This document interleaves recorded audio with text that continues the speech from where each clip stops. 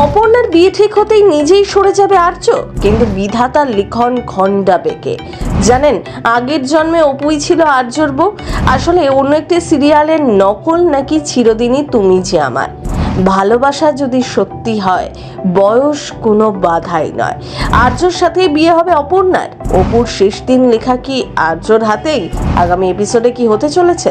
চিরদিনই তুমি যে আমার সিরিয়ালে নতুন একটা ধামাকাদার প্রোমো চলে এসছে।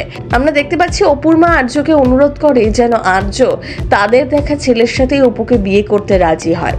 অপুর মায়ের মুখ থেকে এই কথা শুনেই চমকে যায় আর্য, কিন্তু তার সত্ত্বেও সে অপুর মাকে কথা দেয় যে সে অপুকে রাজি করাবে বিয়ের জন্য। অপুকে আর্য তার কেবিনে ডেকে পাঠায়, কিন্তু অপু তো ওদিকে মনে মনে এটা ভেবে খুশি হয় যে আর্য স্যার বোধহয় তাকে তার মনের কথাটা বলবে। আর্য তাকে জিজ্ঞাসা করে কিরকম ছেলে তার পছন্দ। এই কথা শুনেই অপু যখন তার মনের কথা আর্যকে বলতে যাবে, তখনই ঘটে যায় সেই অঘটনটা। কিঙ্কর এসে জানায় যে মিসেস সিংহ রায় গুরুতর অসুস্থ।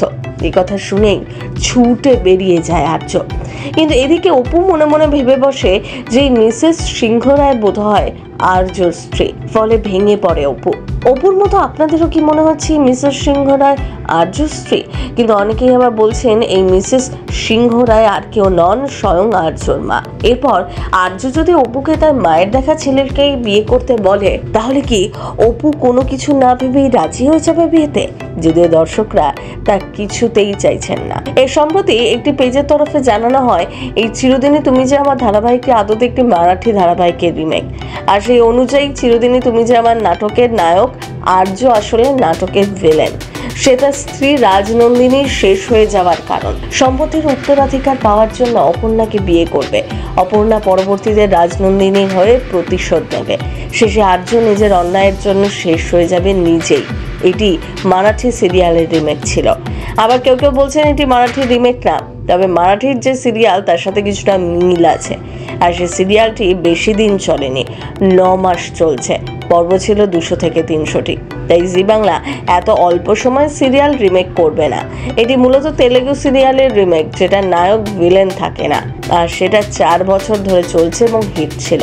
তবে অনেক সিরিয়াল বাংলায় রিমেক হয়েছে, কিন্তু সেগুলোর গল্প নানাভাবে পাল্টে দেওয়া হয়েছে।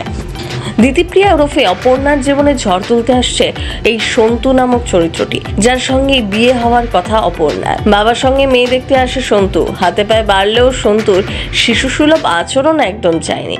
কখনো ললিপপ মুখে নিয়ে হাসছে, আবার কখনো হবু স্ত্রীকে বসের সাথে দেখে কান্নাকাটি করে ভাসাচ্ছে।